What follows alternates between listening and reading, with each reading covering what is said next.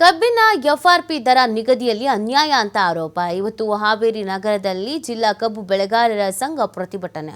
ಹೊಸಮನಿ ಸಿದ್ದಪ್ಪ ಸರ್ಕಲ್ನಲ್ಲಿ ಪ್ರತಿಭಟನೆ ನಡೆಸಲಿರುವ ರೈತರು ಬೆಳಗಾವಿ ಭಾಗದ ದರ ಇಲ್ಲಿಯೂ ಅನ್ವಯಿಸುವಂತೆ ಪ್ರತಿಭಟನೆ.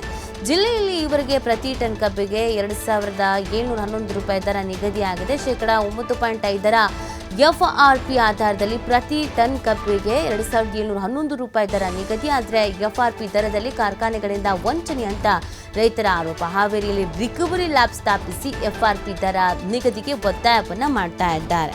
ಸೊ ನಮಗೆ ಅನ್ಯಾಯ ಆಗಿದೆ, ವಂಚನೆ ಆಗಿದೆ ಅಂತ ರೈತರು ಆರೋಪವನ್ನು ಮಾಡ್ತಾ ಇರುವಂಥದ್ದು.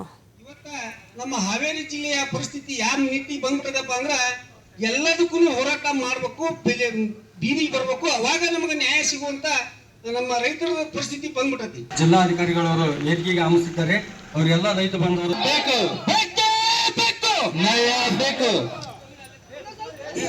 ಅಂತ ಹೇಳ್ತಾರ. ನಮ್ಮ ಬೆನ್ನೆಲುಬಲ್ಲ ಪಕ್ಕೆಲುಬು ಸಹಿತ ಮುರಿದಿಟ್ಟುಬಿಟ್ರ ಇವರು. ಹಿಂಗಾಗಿ ನಾನು ಸರ್ಕಾರಕ್ಕೆ ಮನವಿ ಮಾಡ್ಕೊಳ್ಳೋದಿಷ್ಟ, ನೀವು ರಿಕವರಿ ಏನಾರ ಮಾಡ್ರಿ, ಎಲ್ಲಾರ ಮಾಡ್ರಿ, ಏನಾರ ಮಾಡ್ಕೇರಿ, ನಮ್ಗೆ ಸಂಬಂಧ ಇಲ್ಲ. ನಮಗೆ ಎಫ್ಆರ್ಪಿ ಪ್ರಕಾರ 3500 ರೂಪಾಯಿ ದರ ಕೊಡಬೇಕು. ಕಟಾವು ಹಾಗೂ ಸಾಗಾಣಿಕೆ ವೆಚ್ಚವನ್ನು ನೀವ ನೋಡ್ಕೋಬೇಕು. ಹಿಂಗಂದ್ರೆ ನಮ್ಗೆ ಒಂದು ಸ್ವಲ್ಪ ಉಳಿತೈತಿ. ಯಾಕಂದ್ರೆ ನಾವು 20 ವರ್ಷದಿಂದ ಕಬ್ಬು ಬೆಳೆದ್ರು, ಅವಾಗ 2800 2700 ರೂಪಾಯಿ ತಗೊಂತಿದ್ವಿ. ಈಗ ಇದರಿಂದ ಬಹಳ ಮೋಸ ಐತಿ. ಕೇಂದ್ರ ಸರ್ಕಾರನೂ ಇದಕ್ಕೆ ಕಣ್ಣು ತೆಗಿಬೇಕು, ರಾಜ್ಯ ಸರ್ಕಾರನೂ ಕಣ್ಣು ತೆಗಿಬೇಕು. ಇವರೆರಡೂ ಸರ್ಕಾರದವರು ರೈತರಿಗೆ ಅನ್ಯಾಯವಾಗದಂತೆ ನೋಡ್ಕೋಬೇಕು. ಮತ್ತೆ ರಿಕವರಿ ಅಂತಲ್ಲ, ತೂಕದಲ್ಲಿ ಸಹಿತ ನಮಗೆ ಮೋಸ. ಕಬ್ಬು ತಗೊಂಡ ಒಂದು ಕಾಟ ಬೇರೆ. ನಾವು ಜಿಲ್ಲಾಧಿಕಾರಿಗಳಿಗೆ ಮನವಿ ಮಾಡಿದ್ವಿ. ಮತ್ತು ಈ ತೂಕದ ಯಂತ್ರ ಮಾಡ್ತಾರಲ್ಲ, ಅವ್ರಿಗೆ ಸಹಿತ ಏನದು ಮಾಪನ ಇಲಾಖೆಗಳಿಗೆ ನಾವು ಅನೇಕ ಸಲ ಮನವಿ ಕೊಟ್ರೆ, ಇವ್ರ ಮಾಪನ ಇಲಾಖೆಯವರು ಅಲ್ಲಿ ಬರ್ಬೇಕಂದ್ರೆ ಇವ್ರ ಕಾರ್ಖಾನೆಗೆ ಫೋನ್ ಮಾಡೇ ಬರ್ತಾರ. ನಾವು ಕಾಟ ಸರಿ ಇಲ್ಲ, ಬೆನ್ನೆಲುಬು ಅಂತ ಹೇಳ್ತಾರ. ನಮ್ಮ ಬೆನ್ನೆಲುಬಲ್ಲ ಪಕ್ಕೆಲುಬು ಸಹಿತ ಮುರಿದಿಟ್ಟುಬಿಟ್ರ ಇವರು. ಹಿಂಗಾಗಿ ನಾನು ಸರ್ಕಾರಕ್ಕೆ ಮನವಿ ಮಾಡ್ಕೊಳ್ಳೋದಿಷ್ಟ, ನೀವು ರಿಕವರಿ ಏನಾರ ಮಾಡ್ರಿ, ಎಲ್ಲಾರ ಮಾಡ್ರಿ, ಏನಾರ ಮಾಡ್ಕೇರಿ, ನಮ್ಗೆ ಸಂಬಂಧ ಇಲ್ಲ. ನಮಗೆ ಎಫ್ಆರ್ಪಿ ಪ್ರಕಾರ 3500 ರೂಪಾಯಿ ದರ ಕೊಡಬೇಕು. ಕಟಾವು ಹಾಗೂ ಸಾಗಾಣಿಕೆ ವೆಚ್ಚವನ್ನು ನೀವ ನೋಡ್ಕೋಬೇಕು.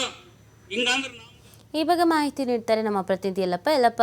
ರೈತರು ಈಗ ಹೋರಾಟದ ಹಾದಿಯನ್ನು ಹಿಡಿದಿದ್ದಾರೆ.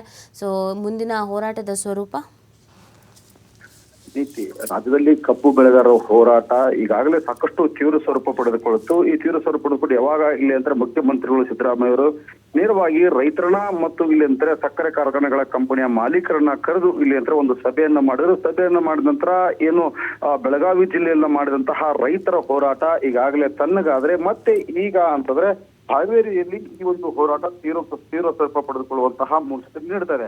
ಯಾಕಂದ್ರೆ ಈ ರೈತರ ಆಗ್ರಹ ಇಷ್ಟೇ. ಈಗಾಗಲೇ ಏನು ಬೆಳಗಾವಿ ಜಿಲ್ಲೆಗೆ ಏನು ಎಫ್ಆರ್ಪಿ ಏನ್ ನಿಗದಿ ಮಾಡಿದ್ರಿ, ಅದೇ ರೀತಿಯಾಗಿ ನಮ್ಮ ಜಿಲ್ಲೆಗೂ ಸಹ ಇಲ್ಲಿ ಅಂದ್ರೆ ಎಫ್ಆರ್ಪಿ ಕೊಡಿ ಅಂತೇಳಿ. ಯಾಕಂದ್ರೆ ಇಲ್ಲಿ ಮನಸ್ಸೀಚೆ ಅಂದ್ರೆ ಎಫ್ಆರ್ಪಿ ಅನ್ನ ಕೊಡ್ತೀರಿ. ಒಂದ್ ಕಡೆ ಅಂತಂದ್ರೆ ಧಾರವಾಡ ಜಿಲ್ಲೆಯಲ್ಲಿ ಒಂದು ಸಕ್ಕರೆ ಕಾರ್ಖಾನೆಗಳು ಇಳಿದಿದ್ರು ಸಹ ಇಲ್ಲಿ ಅಂದ್ರೆ ಅಲ್ಲಿ ಕಬ್ಬು ಬೆಳೆದಂತಹ ರೈತರಿಗೆ ನೀವು ಇಲ್ಲಿ ಅಂದ್ರೆ 3250 3300 ಈ ರೀತಿಯಂತಹ ಒಂದು ದರ ನಿಗದಿ ಮಾಡಿದ್ರಿ. ಆದ್ರೆ ಇಲ್ಲಿ ಅಂತಂದ್ರೆ ಹಾವೇರಿ ಜಿಲ್ಲೆಯಲ್ಲಿ 3 ಸಕ್ಕರೆ ಕಾರ್ಖಾನೆಗಳಿವೆ. ಆ 3 ಸಕ್ಕರೆ ಕಾರ್ಖಾನೆಗಳು ಮನಸೋ ಇಚ್ಛೆ ಅಂದರೆ ಎಫ್ಆರ್ಪಿ ಬೆಲೆಯನ್ನ ನಿಗದಿ ಮಾಡಿದ್ರೆ, ಒಂದು ಇಲ್ಲದ ಸಕ್ಕರೆ ಕಾರ್ಖಾನೆ 2950 ನಿಗದಿ ಮಾಡಿದ್ರೆ, ಇನ್ನೊಂದು ಕಂಪನಿ ಇಲ್ಲಂದ್ರೆ 2700 2800 ಈ ರೀತಿಯಾಗಿ ತಮ್ಗೆ ಯಾವ ರೀತಿ ಬೇಕೋ ಆ ರೀತಿಯಾದಂತಹ ಒಂದು ಈ ಎಫ್ಆರ್ಪಿ ದರವನ್ನ ನಿಗದಿ ಮಾಡಿದ್ರೆ. ಈ ಹಿಂದ್ಗಡೆ ಅಂದರೆ ಇದೇ ಒಂದು 3 ಸಕ್ಕರೆ ಕಾರ್ಖಾನೆಗಳು ಒಂದು ಸಹಕಾರಿ ಸಂಘಗಳು ನಡೆಸುತ್ತಿರುವಾಗ ಇಲ್ಲಿ ಅಂದ್ರೆ ಎಫ್ಆರ್ಪಿ ದರವನ್ನ ನಗೋದಾಗಲ್ಲ 10% ಇಲ್ಲಂದ್ರೆ ಎಫ್ಆರ್ಪಿ ದರವನ್ನ ಇಲ್ಲಿ ಅಂದ್ರೆ ನಿಗದಿ ಮಾಡ್ತಾ ಇದ್ವು.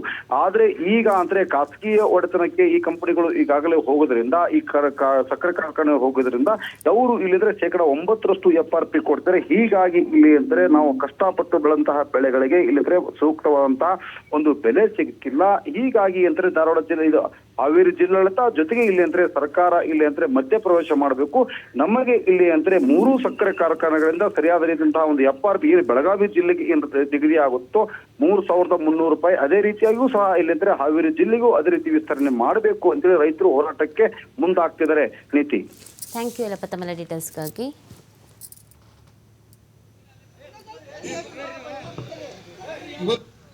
ಹೋರಾಟದ ಮುಖಾಂತರ ಸ್ವಾಗತ ಗೈಯುತ್ತಾ ಇವತ್ತ ನಮ್ಮ ಹಾವೇರಿ ಜಿಲ್ಲೆಯ ಪರಿಸ್ಥಿತಿ ಯಾವ ನೀತಿ ಬಂದ್ಬಿಟ್ಟದಪ್ಪ ಅಂದ್ರೆ